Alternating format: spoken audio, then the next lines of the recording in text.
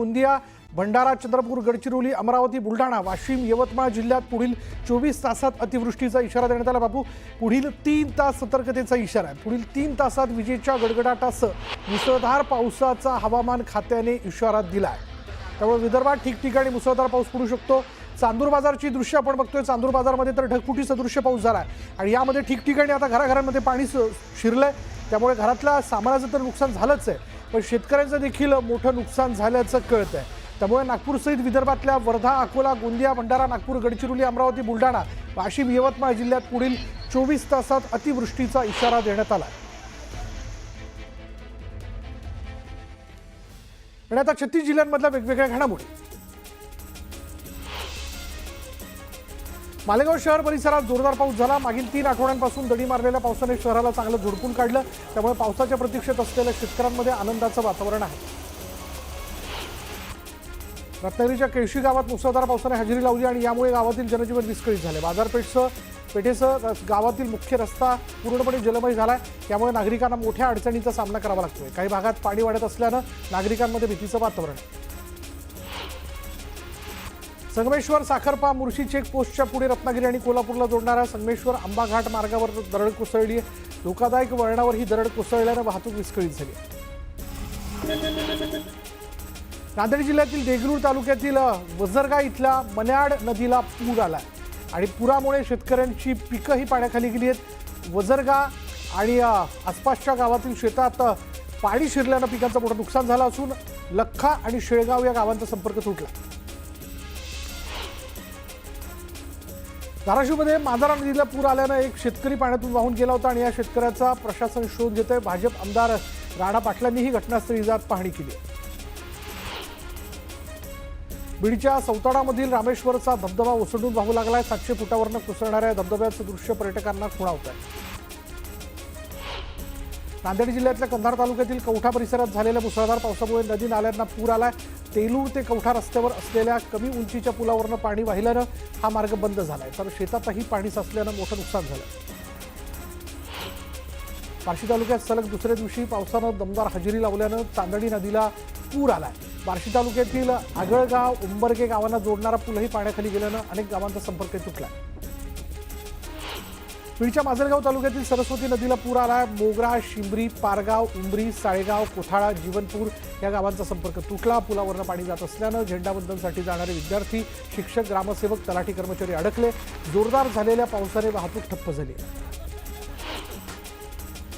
धाराशिव शहराला पाणीपुरवठा करणारं तेरणा धरण पूर्ण क्षमतेनं भरलंय। तेरणा धरणाचे सगळे दरवाजे उघडण्यात आले। धाराशिवमध्ये रात्री तुफान पाऊस झाला। धरणाचे सर्व दरवाजे उघडल्यानंतर परिसरातील नागरिकांना सतर्कतेचा इशारा देण्यात आला। छत्रपती संभाजीनगरमध्ये मुसळधार पाऊस कोसळला आणि त्यामुळे पिकांना जीवनदान मिळालंय। या पावसामुळे शेतकऱ्यांमध्ये आनंदाचं वातावरण पसरलंय। पावसानंतर अनेक शेतांमधून पाणी वाहतंय।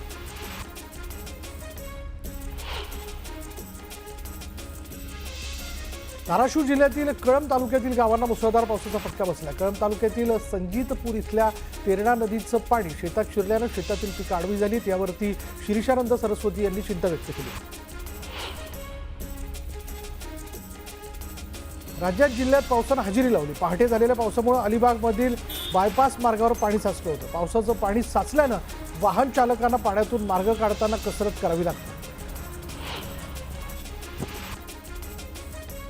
अरबी समुद्रात निर्माण झालेल्या कमी दाबाच्या पट्ट्यामुळे समुद्र खवळलेला पाहायला मिळतोय। मालवण किनारपट्टीवर उंच लाटा धडकत आहेत। सिंधुदुर्ग जिल्ह्याला हवामान विभागाने येलो अलर्ट जारी केला। सातारा जिल्ह्यात यंदा जून महिन्यात धुवाधार पाऊस झाल्यानंतर जुलै आणि आता ऑगस्ट महिन्यातही कमी पर्जन्यमान राहिलेलं आहे आणि यामुळे गतवर्षीपेक्षा यंदा कमी पाऊस झाल्याचं स्पष्ट झालंय।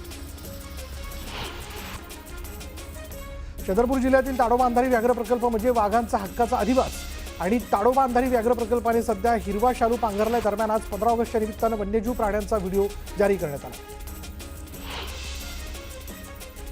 छत्रपती संभाजीनगरच्या गेवराई मर्दा ते चौफुली मार्गाची दुरावस्था झाली आणि यामुळे वाहनधारकांसह नागरिकांना नाहक अडचणींचा सामना करावा लागतोय।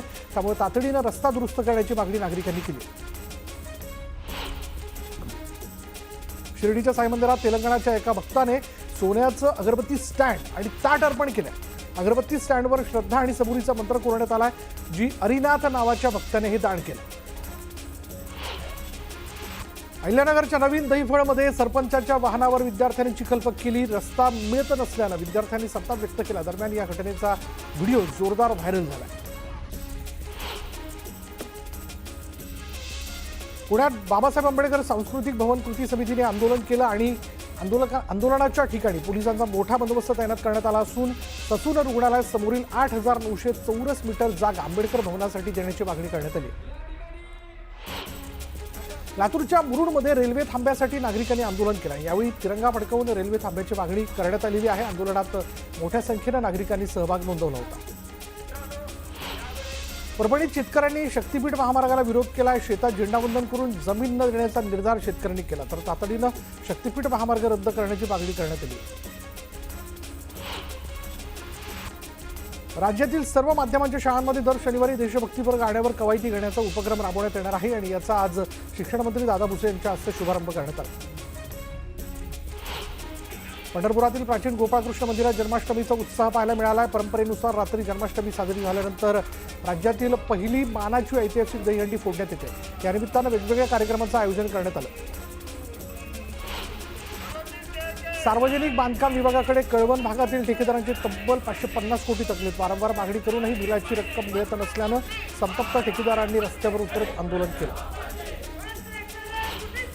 जळगाव जिल्हा पोलीस दलाच्या वतीनं अंमली पदार्थ विरोधी जनजागृती रॅलीचं आयोजन करण्यात आलं आणि यावेळी विद्यार्थ्यांनी रॅलीत उत्स्फूर्त सहभाग घेतला. पालकमंत्री गुलाबराव पाटील, खासदार स्मिता वाघ यांनी रॅलीत सहभाग घेतला. सार्वजनिक आरोग्य विभागाकडून राज्यात अवयव दानाची मोहीम मोठ्या प्रमाणात सुरू करण्यात आली. यावेळी राज्याचे आरोग्यमंत्री प्रकाश आंबेडकर यांनी स्वतः देखील अवयव दानाचा अर्ज भरला. मालेगाव पालिका प्रशासनाच्या विरोधात शहरात 3 वेगवेगळी आंदोलनं करण्यात आली. आयुक्तांच्या कारभाराविरोधात नागरिकांनी संताप व्यक्त करत त्यांना साडीचोळी देण्याचा प्रयत्न केलेला आहे. आता एक ब्रेकिंग न्यूज. राज्यातील शेतकरी कर्जमाफीबाबत राज्याचे महसूल मंत्री चंद्रशेखर बावनकुळेंनी महत्त्वाचं विधान केलं. फक्त गरजू शेतकऱ्यांनाच कर्जमाफी देऊ असं वक्तव्य बावनकुळेंनी केलं. सरसकट शेतकऱ्यांची कर्जमाफी केली जाणार नसल्याचं बावनकुळेंनी अधोरेखित केलं. महाराष्ट्रातल्या अशा शेतकऱ्याचं कर्जमाफ झालं पाहिजे ज्या शेतकऱ्याला खऱ्या कर्जमाफीची गरज आहे. आणि म्हणून ती कर्जमाफी कशी असावी? एखादा व्यक्ती घरी त्या ठिकाणी शेतामध्ये बंगलो बांधतो, त्या ठिकाणी फार्म हाऊस बांधतो, तो कर्ज उचलतो, त्यांना कशाला शेतकऱ्याची कर्जमाफी पाहिजे? ज्या गरीब माणसाच्या घरात काहीच पिकत नाही, ज्यांनी कर्ज उचलला आहे, तो आत्महत्येकडे निघालेला आहे, अशा व्यक्तीचं सर्वेक्षण करून कर्जमाफी केली पाहिजे. याकरताही आपण पुढं काम करण्याचा प्रयत्न करतो आहे. माननीय देवेंद्र फडणवीसजींनी याकरता एक समिती तयार केली, त्याचेही काम चालू झालेलं आहे.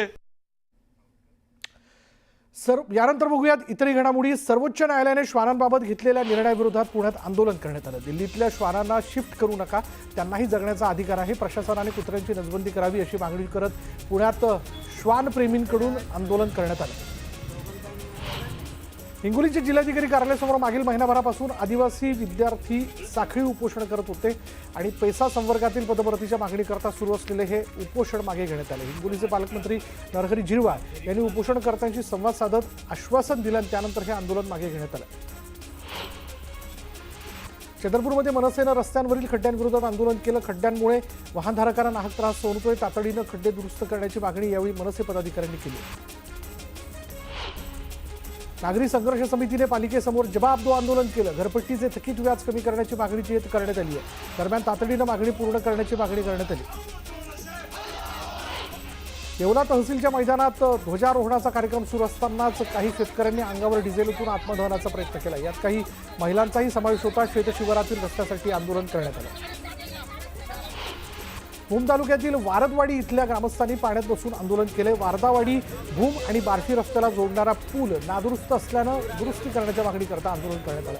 वाहतूक बंद पडल्यानं नागरिकांनी पावसाच्या पाण्यात बसून आंदोलन केलं.